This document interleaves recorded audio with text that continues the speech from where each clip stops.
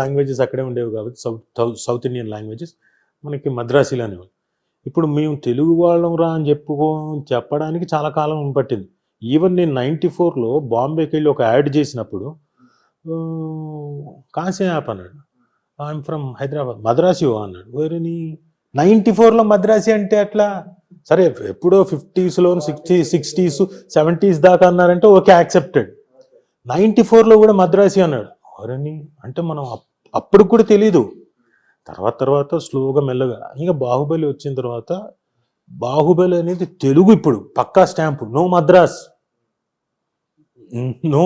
ఇదివరకు మలయాళం ఎక్కువగా ఉండేదండి రేస్లో, వాళ్ళ సబ్జెక్టులు వెంటనే రెడీగా అందరు కాచుకొని ఉండేవాళ్ళు. మన వాళ్ళ దగ్గర నుంచి ముంబై వాళ్ళ దాకా సబ్జెక్ట్ బాగుందంటే అక్కడ కొనేసుకొని ఇక్కడ రీమేకులు చేయడానికి.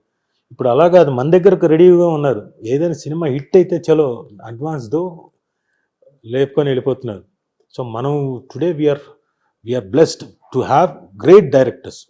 ఇప్పుడు మనకు కృష్ణ గారు కానివ్వండి, రాజమౌళి గారు కానివ్వండి, మనకి ఆర్జీవి గారు అండ్ రాఘవేంద్రరావు గారు అండ్ ఇప్పుడు నాగశ్విన్ గారు, హూ ఆర్ మేకింగ్ అంటే ఇంటర్నేషనల్ స్టాండర్డ్లో, హాలీవుడ్ స్టాండర్డ్లో. మొన్నటిదాకా మనం పాన్ ఇండియా వరకు ఉన్నాం.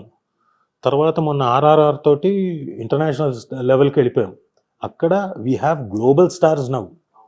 రామ్ చరణ్ గారు, ఎన్టీఆర్ గారు గ్లోబల్ స్టార్స్. అలాగే ఆస్కార్ రావడం మన తెలుగు సాంగ్కి, లిరిక్స్కి. సో కాలభైరవకి అయితే ఆ స్టేజ్ మీద పర్ఫామ్ చేసే అవకాశం రావడం చాలా చాలా అదృష్టం. అండ్ చాలా కాన్ఫిడెంట్గా పర్ఫామ్ చేశాడు కాలభైరవ. సో ఎంత ఆనందంగా ఉంటుంది మిగతా వాళ్ళకి. మనకి టుడే వీ హ్యావ్ గ్రోన్.